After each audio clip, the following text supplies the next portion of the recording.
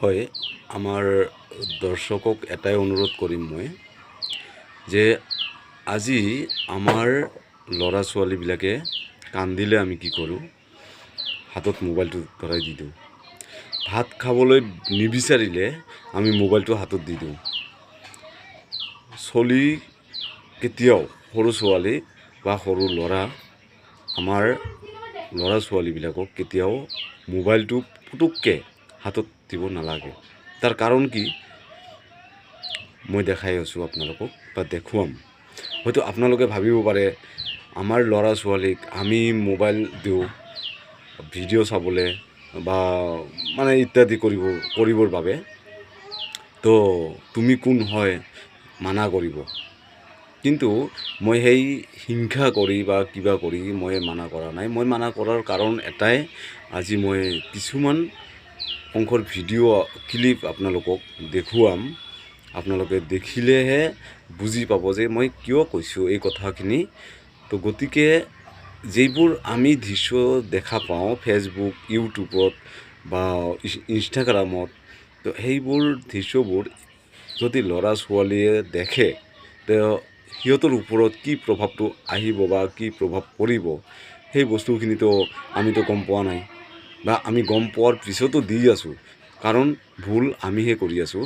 যেতিয়া আমাৰ ল'ৰা ছোৱালী বেয়া লাইনত গুচি যায়, তেতিয়া আমি কি কওঁ, আমাৰ ল'ৰা ছোৱালী বেয়া হৈ গ'ল। আমি বহুতে কষ্ট কৰিছিলোঁ, পঢ়া শুনা কৰাইছোঁ বা বহুতে মৰম কৰিছিলোঁ, কিন্তু তাৰ ফলতো কি হ'ল, আমাৰ ল'ৰা ছোৱালী ভাল নহ'ল। ভাল কেনেকৈ হ'ব?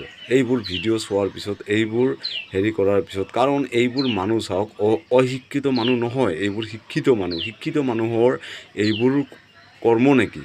আৰু এইবোৰ কৰ্ম যদি আমাৰ ল'ৰা ছোৱালীবিলাকে চোৱাৰ পিছত আমাৰ ল'ৰা ছোৱালী কি শিকিব? কি মূৰাডাল শিকিব?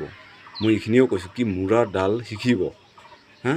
আজি ভিডিঅ' বনোৱা আৰু টকা ইনকাম কৰা ঠিক আছে, মই ভাল পাওঁ, কিন্তু এনেকৈ টকা ইনকাম কৰাটো মই কেতিয়াও আশা নকৰোঁ বা নিবিচাৰোঁ। কাৰণ মোৰ কাৰণে আৰু আমাৰ সৰু সৰু ল'ৰা ছোৱালী বৰবাদ হৈ যাব, মই সেই বস্তুখিনি বিচৰা নাই বা ভাল নাপাওঁ। ধন্যবাদ। আহক ভিডিঅ'টো আমি চাই লওঁ। গুড মৰ্ণিং সকলোকে। চাহপানী খালানে সকলোৱে? ময়ো চাহ একাপ খালোঁ। হয়, চালে ৰাইজ। তো এতিয়া মই ক'ব বিচাৰিছোঁ যে মই এতিয়াও বাঁহী মুখখন ধোৱাই নাই। বাঁহী মুখখন ধোৱাই নাই মই। কিয়?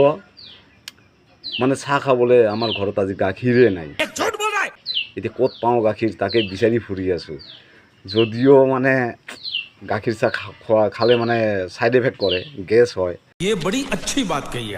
কিন্তু তথাপি আৰু মানে চাহ খোৱাই নাই। মই গাখীৰৰ কাৰণেহে অপেক্ষা কৰি আছোঁ, ৰখি আছোঁ। গম পালা? समझ रहे हो? এটা হচ্ছে আমার বর, একটু পরিষ্কার পরিচ্ছন্ন থাকবে সেটা পছন্দ করি। এই শিক্ষিত জলহস্তি দুটাৰ অৱস্থা চালে কেনেকৈ শুই আছে ঘৰৰ ভিতৰত। তো এতিয়া ক'ব বিচাৰিছোঁ যে ইহঁতৰ যে এই জলহস্তি দুটাৰ যে মা দেউতা যে আছিল, সেই মা দেউতা কিজানি ইহঁততকৈও জহৰা আছিল। গম পালেনে?